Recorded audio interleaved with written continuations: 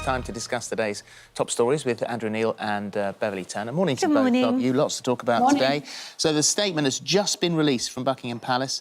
The Duke of Edinburgh yesterday underwent a successful procedure for a pre-existing heart condition at St Bartholomew's Hospital. His Royal Highness will remain in hospital for treatment, rest and recuperation for a number of days. Yesterday, the Duchess of Cornwall said Prince Phillip had slightly improved and the royal family are keeping their fingers crossed. So that's good. There's a lot of bad news going on for the royal family at the moment, but that is better news for the Queen and for the family. Andrew. Yes, it is. I mean, he's a tough old boot, isn't he?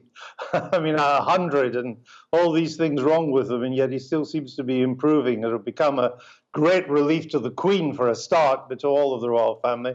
Be a great relief to CBS as well, because I think it'll be difficult in America for them to put this interview that's coming up on Sunday night out if Prince Philip had passed away in the next day or two. And maybe even a bigger relief for ITV, for this network, because I think it'd be impossible if Prince Philip was to pass away for ITV to proceed with that Oprah Winfrey interview. I know they've bought the rights to it for Monday night.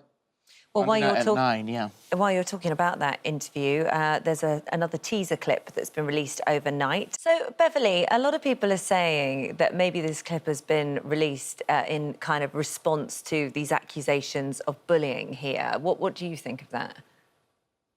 The timings of this are all quite interesting, aren't they? I can't help but think that Meghan and Harry would have been well advised to have an agreement that this airs as soon as possible after the interview was conducted, because things do move so quickly in the public eye, particularly when you're in the royal family. And what this has proven is, once again, that they are very, very poorly advised when it comes to their media strategy.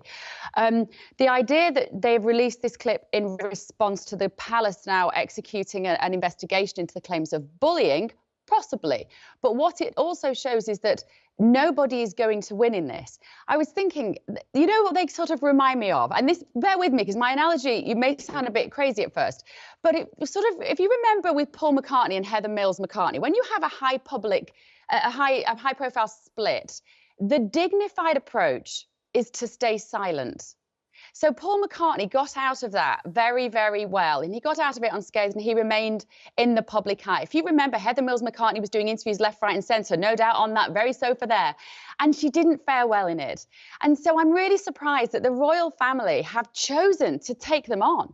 They have gone against tradition by issuing this investigation now, which is going to end nowhere. What is the point of this? All they have done is taken themselves down to their level. Have they taken them on, though, or have they just done what any... I mean, you know, have they done what any other employer would have to do if there was an issue of bullying raised? Presumably, it would look really badly if they didn't investigate. I don't believe that they are taking this on as a way of sort of, you know, attacking the Sussexes. I feel like, as a business as such, you have to investigate a claim that's so serious like that, don't you, Andrew?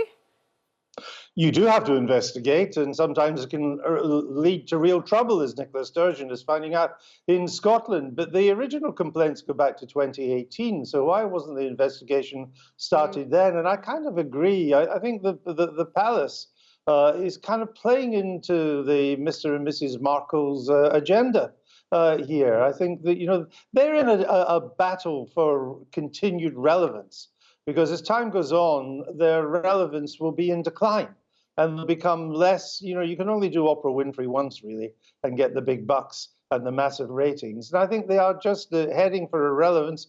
But if the palace decides to have a civil war about it, then that's good news for them, because it keeps them in the headlines. Their worst nightmare is that they do just one day wake up as Mrs. and Mr. and Mrs. Markle of Montecito, California, and that's it. It was referred to as the firm by Meghan Markle there, and that's one of the Queen's terms. She's been using that term within the family for years, calling the family the firm. Is it wise to take on the royal family and to take on essentially the British establishment? I mean, you would think, Andrew, that that if you come out, well, we don't know, we've seen what's been said in the promo, so there's 2 hours of this stuff on Monday night at 9 on ITV. That if you come out all guns blazing, you have to expect that the establishment will turn around and you'll get burnt. Well, I have taken on the royal family, and it's not a very pleasant experience. Indeed, I had a double whammy. I took on the royal family and Margaret Thatcher at the same time with that famous Sunday Times headline, "Queen dismayed by uncaring Thatcher." And the dogs of war from 10 Downing Street and Buckingham Palace were unleashed on me. We stood our ground. Everybody now knows the story was true, but I can assure you, it's not a pleasant thing to be on the end of. They have such power, they have such reach, they have so many powerful allies as well. You have to be sure of your ground. I would just say that our battle with them was about a real big constitutional issue. This probably not quite so important. Let's talk about Carol Middleton now. She's reportedly asked the publishers of Good Housekeeping magazine not to promote her cover interview over fears it will look insensitive while Prince Philip is battling his health in hospital. What do you think of this decision, Beverly, not to promote it? It's weird that we are now talking about it because we know about that. What are your thoughts? Yeah, by not promoting, asking not to promote it, it's already been promoted. I think probably, perhaps, this has been taken to draw a comparison, this decision, in order to draw a comparison between the Middletons and the Markles. It doesn't seem coincidental. It appears to be very dignified. We like Carol Middleton. We don't, as a nation, we don't seem to harbour, I don't think, any ill will towards her. And certainly Kate has arguably never been more popular with the British public. So if this is a civil war, as Andrew says, going on between the families and those inside the firm, then it's a very smart move on their part, because it does tread the line of dignity and casts the Markles in the light of sordid tabloid primetime TV, tell-all, kiss-and-tell programmes. It's very smart. Which is exactly, Andrew, what we were talking about, that you know, you come out all guns blazing, maybe in a subtle way, but you know, that you can almost see the hand of this is how it should be done here. Exactly. You begin to see everything now through the prism of the Civil War, and everybody is a soldier on one side or the other of the Civil War. And their ability to think these things up are quite amazing. I mean, when I was locked in battle with the palace all these years ago, at one stage it was suggested that if I resigned, the chief press secretary to the palace would resign. And we said, no, not on. They then come back and say, well, what about the principal private secretary to the Queen? If he resigned, would you resign? And all these people had become pawns in this battle. And I think Kate Middleton's mum has become one of the shock troops in the Civil War. Let's talk about obesity now, because there is many reports today with this obesity warning. A report shows that 9 out of 10 COVID-19 deaths have been in countries with high rates of obesity. Hundreds of thousands of COVID-19 deaths could have been avoided if obesity rates had not been so high, according to the World Obesity Federation. Health officials are to examine whether paying people to exercise could help drive down levels of obesity. We know, Beverly, that this is an issue. It costs the NHS millions and millions and millions of pounds every year. But is paying people to exercise, turning it sort of essentially into a job, is that a way to cut obesity levels? Governments over the years, since the beginning of time, have not wanted to meddle in people's shopping baskets or take the chips off their plates. It hasn't been a vote winner. And they've been very reluctant to ever get involved in what people are eating, because that seems like the intervention of the state too much in our lives. Well, if the last 12 months have taught us anything, is that this government is not afraid to get involved with the minutiae of our lives. So it's not a surprise, really, to see them talking about coming up with other strategies. We need to do something.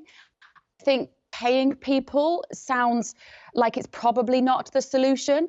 There are people out there who are much more expert on this topic of how to motivate those who need to lose weight. It does take an integration of all government departments. I think that has been ignored for many years. You have to combine education with transport, with health. They need to work together. We were already in a global pandemic. We were in an obesity pandemic before COVID hit.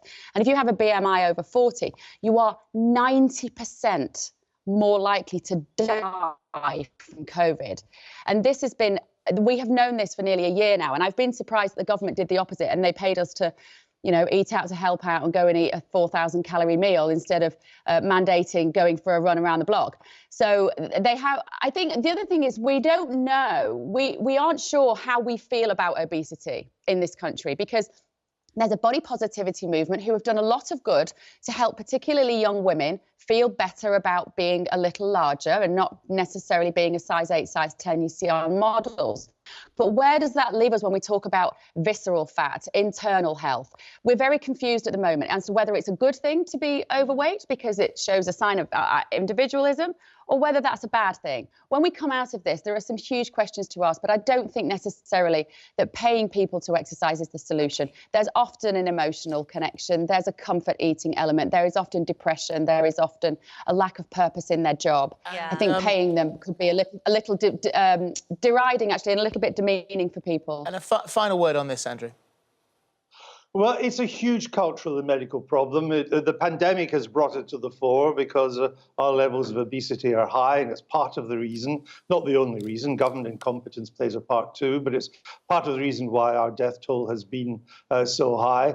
And I'd be in favour of government intervention if I thought that government intervention knew what it was doing and had likely to get a result. But governments all over the world are struggling with this now. No one's come up with a magic formula. You know, we've turned things on its head. In Victorian times, poor people were thin and fat people were rich because of the amount of food. Today, the poorer people are more likely to be fat, and it's the rich, it's the social X-rays, as they used to be called, who are thin now. I mean, when I was a kid in primary school, I was a class of 40.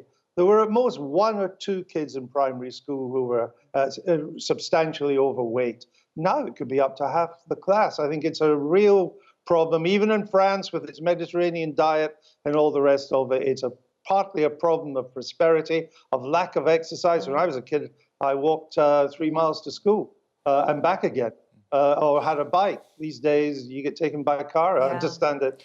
So I think it's deep embedded in society, and simple incentives on their own will not be enough. And it's going to get worse before it gets better. Yeah. Because if you're overweight when you're 12 or 13, what are you going to be like from there? Yeah. We're going to have to leave it there, sadly. Thank you very much indeed. Thank you both very much.